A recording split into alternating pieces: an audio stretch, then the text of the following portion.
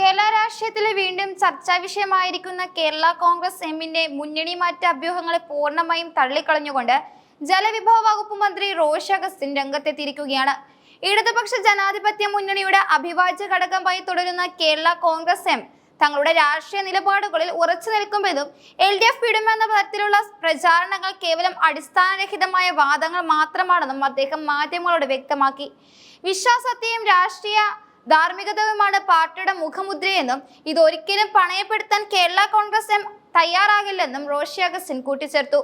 വരാനിരിക്കുന്ന തെരഞ്ഞെടുപ്പുകളെയും രാഷ്ട്രീയ സാഹചര്യങ്ങളെയും മുൻനിർത്തി മാധ്യമങ്ങൾ പടച്ചുവിടുന്ന ഇത്തരം കഥകൾക്ക് മറുപടി നൽകേണ്ട ബാധ്യതകൾ പാർട്ടിക്കില്ലെന്ന കർശന നിലപാടാണ് അദ്ദേഹം സ്വീകരിച്ചിരിക്കുന്നത്. UDFിലേക്ക് മടങ്ങിപ്പോകാൻ പാർട്ടി നീക്കം നടത്തുന്നുവെന്ന വാർത്തകൾ സജീവമാകുന്നതിനിടയിലാണ് മന്ത്രിയുടെ ഈ വിശദീകരണം.